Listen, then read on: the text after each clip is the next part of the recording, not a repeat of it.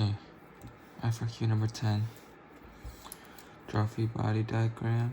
Well, free body diagram, you're gonna have the F force in this direction.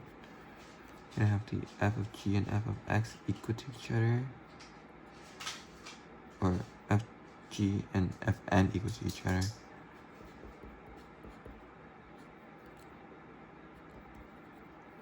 In opposite direction, equal magnitude. And we also have this friction force. It's Fk, which is less than F of T, so it can move to the right. Calculate the kinetic friction. Well, the kinetic friction, we can use the F of T,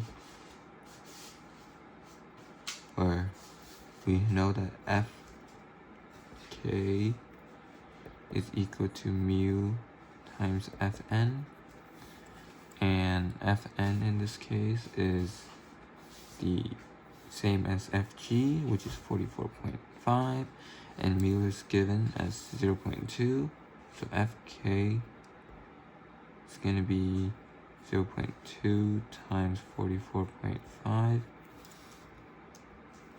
which is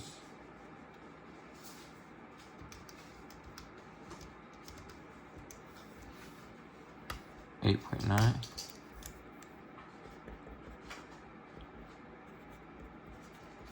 Newtons, and that's going to be in the positive direction going up. That's A and B then. Derive an expression for dx over t, and dx over t here is the velocity, right? Which could also be rewritten as the integral of a t. And we know that f of t is 8t squared, and it's going to be net force equals ma, right? And f of t is one of the forces, so it's going to be f of t minus f of k equals ma. And f of k we know is 8.9, so it's going to be 18 squared minus 8.9 equals ma, and the mass is going to be divided over to find the a of t function. So a of t is going to be this. We can distribute the mass to each one. And the mass in this case is 44.5 is the f of g, right? And f of g equals mg. We're given f of g, which is 44.5. So to find mass, we're going to divide by g, which is 9.8. And that's going to give us about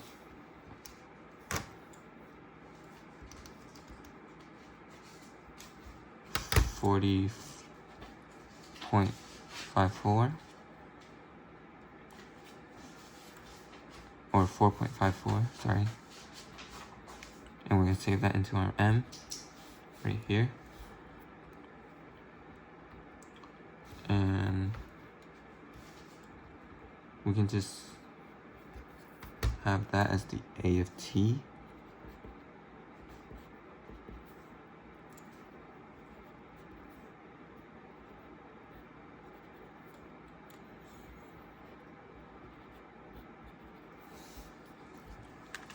And when we integrate the a of t to get velocity, v of t, we're going to integrate, and we're going to get 8t cubed over 3m minus 8.9t over m. And we have the plus c when we integrate. And the plus c is going to be the initial velocity, and it says it's initially moving at 4 meters per second, so our initial velocity is just going to be 4. And that is our v of t function. So that is c done. And we might as well integrate the rest to the x of t function, because that's what we're going to use in question E anyways. So when we integrate that, we're going to get 8t4 over 3 times 4m minus the 8.9 t squared divided by 2m plus 4t. And we're not going to have initial position because it's already 0, so we don't have to account for it for the plus c. So we're going to have this. It's going to simplify to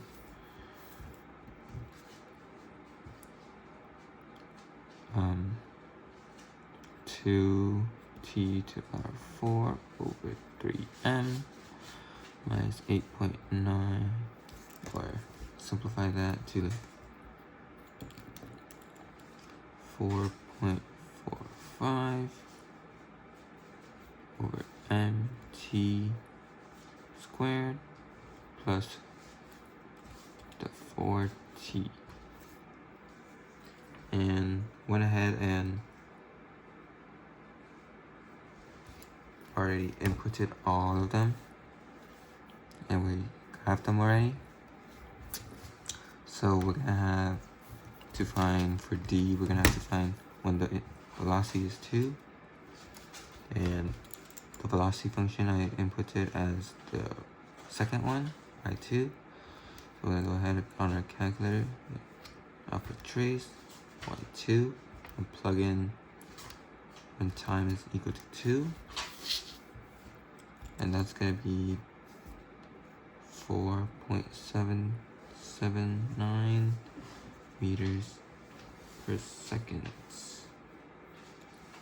Of course, it's going to be in the positive direction, going to the right, because it's going to be velocity is always going to be moving on the right until it stops. So that is D. For E, since we already have the xt function, and we have to set the equal to 2, went ahead and put the 2 here. So then we can go to the graph, so find the intersection of the x of t, which is going to be the blue graph, and the pink line, which is y equals 2. And the intersection is at 0.5776. So that's going to be the time, because that's what we're solving for in here, the time. So t is going to be 0.5776698 seconds. And then we can go ahead and use that time to find the instantaneous velocity or instantaneous speed by plugging that time into the velocity function. So we just alpha trace velocity function, and then I guess we can absolute value just to make sure we have the speed, the instantaneous speed. So 2 of the 0.5776698, and we're gonna have about the speed of 2.981. So our instantaneous speed is gonna be 2.981 meters per second.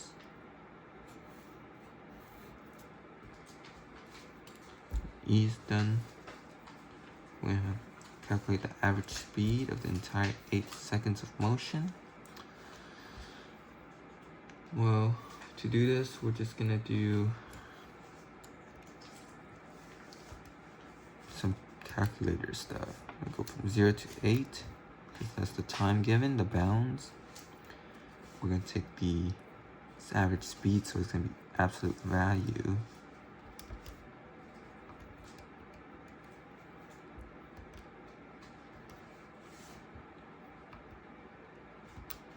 of the velocity function, which is going to be y2 with respect to x, and we have to divide it by the time, which is going to be 8 minus 0, and that's going to be 8. So that's going to be delta x over t. That should come to about 71.33 meters per second.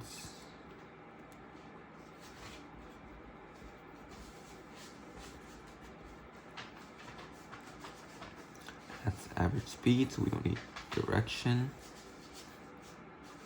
That's done for F. So now we have G, graph.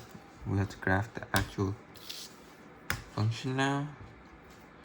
So this axis is going to be the v of t axis. That's going to be in meters per second. This axis is going to be in t, which is going to be in seconds.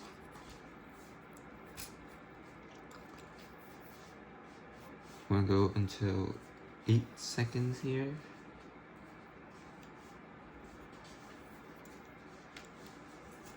And just divide that. So it's going to be 2, 4, 6. And we can plug 8 into the graph, the velocity graph. And we're going to get about 289.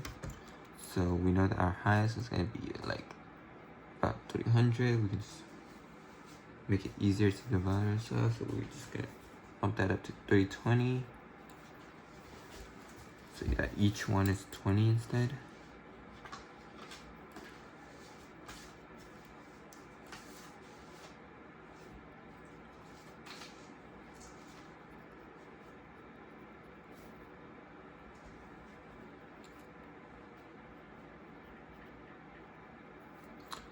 And yeah, so that's going to be all the axes labeled. And then we're going to have to graph it now. So just go to look at the graph. Make it easier, we just turn off all these. So we only have this graph, velocity graph.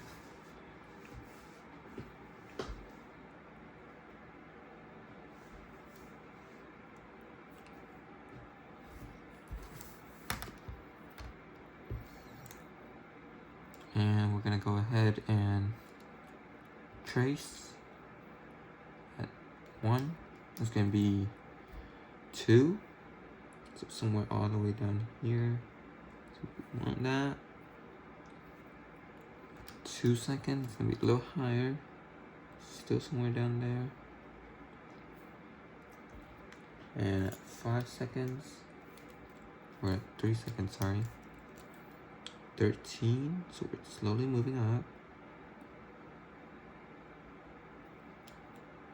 4, 33, so here. 5, 6, 7, so somewhere here.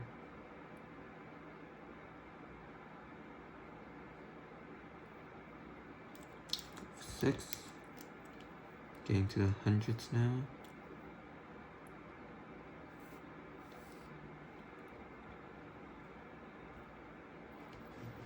7, we're gonna do 191.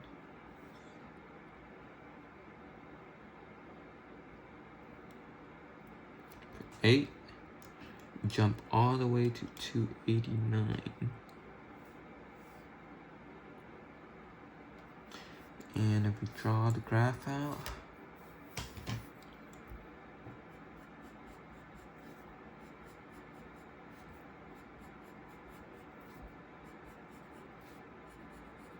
looks like an exponential graph, right? But as you can see here, I have a little